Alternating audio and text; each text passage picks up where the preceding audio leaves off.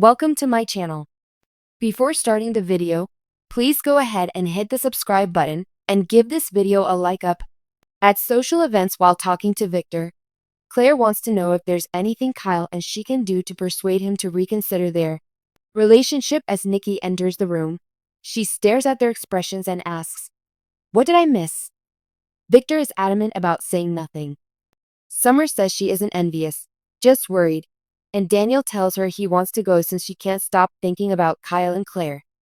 To show it Lennon, Daniel issues a challenge to her. Going, Claire informs her that her grandpa has already made his feelings about their relationship quite plain. At Kyle's table, Nikki confronts her husband about his thoughts after Summer decides to go. According to Victor, Kyle expressed his piece, but his assessment of his character remained unchanged. According to CLA, he's being unfair. Although Kyle meant well, Victor is unyielding because he anticipates conflict and does not want her involved. What does he mean by that? Nikki and Kyle are curious.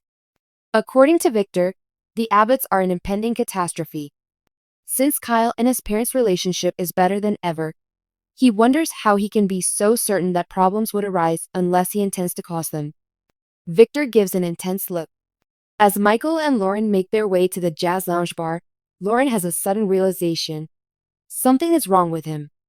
They decide to have an emotional conversation so they can move on to the rest of the evening.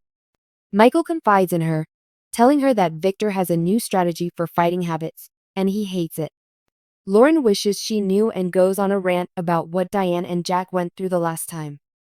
Michael expresses concern that his employer is hell-bent on destroying their joy. Victor, according to Michael and Lauren, needs a new pastime.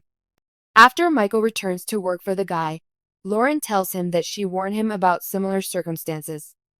"Maybe you would have been better off had you paid more attention to what I had to say." Michael has an unwavering commitment to Victor. Even after the shooting, Victor was at his side, and Lauren wants to know what occurred that night, but Michael claims there is nothing to see. Lauren is furious that he is evading her inquiry about the danger he was in. She threatens to keep his olives hostage until he answers her every question. Chance met with Victor, Nick, and Adam at one point. Ian showed up, seeking vengeance for Jordan's death. He took the security guard's gun and confessed everything. He then threatened to shoot everyone. However, Victor rescued Nikki from an impending bullet, and in the ensuing struggle, Ian fatally shot himself. Michael will tell her all about it. Why didn't Victor tell Ian to let Michael go? Lauren is fuming since Michael wasn't involved in any way. According to Michael, he did, but he lingered. Unimpressed, Lauren listens as Michael describes the deep respect he receives from Victor, his family, and how he plans to stay put. "Even though you might have been murdered," Lauren says. Michael feels terrible for not being able to stop Victor from being shot.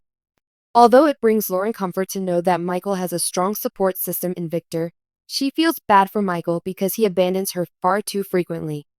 If Victor had died that night, Lauren and Fen would have never recovered from the loss. "Michael, I'm sorry he jeopardized all they had, but only Anne perished. He and Jordan almost wrecked Phyllis and Sharon's lives, and he took Heather's life as well." Lauren dries her eyes and tells me the rest. "He broke the law in their suite when they were in bed together." Jack assures Diane that she was correct when she said he would be pleased with the house performance. He needed this brief escape more than anything. He appreciates Diane's unique perspective and feels they should spend more time alone. After Diane realizes they are hungry, she gets dressed and heads out to society.